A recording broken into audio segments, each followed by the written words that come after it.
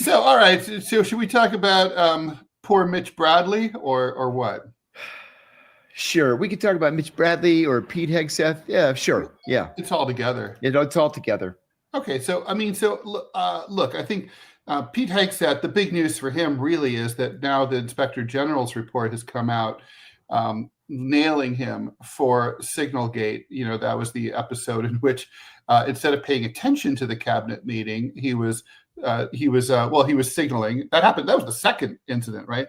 The first incident was there was a signal group chat before an airstrike against the Houthis in Yemen, and he basically accidentally added the editor of the Atlantic magazine onto the group chat with a bunch of national security people. Yes, so basically, he plays fast and loose with Signal, or did anyway, and so I'm kind of surprised, A, that there's still an IG, and B, that for the Pentagon, and B, that they came down so hard on him. I can't help but seeing kind of like dark, kind of foreboding things for Hegseth here. Looks to me like the administration wants to grease the skids for him to exit, and that this is a way to make that happen. What do you think? I mentioned to you, I'm going to say probably 6 or 8 months ago, that a friend of mine in the White House, and not the guy sweeping the floors, this is like a well-placed guy, told me that Trump loves Hegseth personally, but realizes that Hegseth is in over his head and is just not doing a good job as Secretary of Defense. And as we said yesterday, we're talking about the biggest company in the world with 3 million employees and $1 trillion budget. So he's not able to manage this thing. And that they were thinking that Hegseth would be pushed out after a year. Well, we're very quickly coming up on a year. Yep. The inside scoop at the time was that Tulsi Gabbard would be named Secretary of Defense. I think that's changed. Mm-hmm. I think people have turned a little bit maybe on Tulsi, whether that's fair or unfair. But honest to God, Ted, I don't see how Hegseth lasts to the end of this term. He's so reckless. Mm-hmm.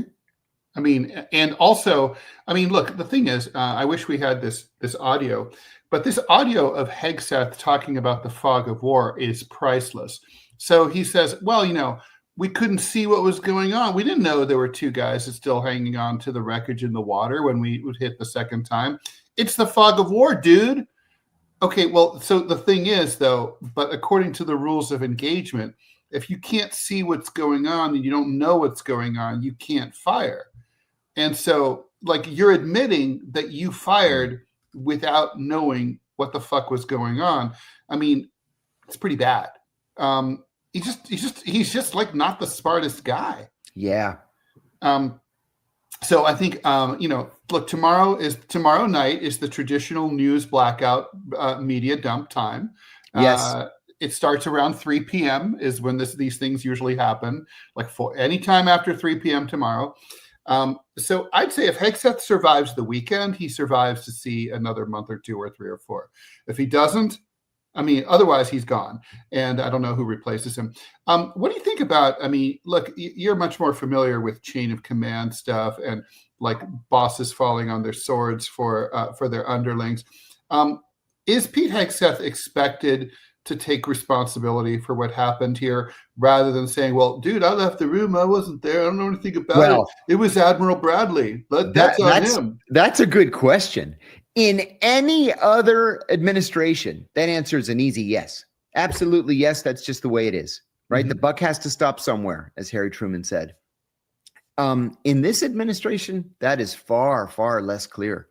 Immediately the knives come out and the fingers start pointing, and this is why we read about it yesterday in the Washington Post, because now what happens is somebody in charge, in this case Hegseth, finds a fall guy, in this case the Admiral, and then the Admiral, to protect himself, runs to the Washington Post and leaks the whole story. Yep.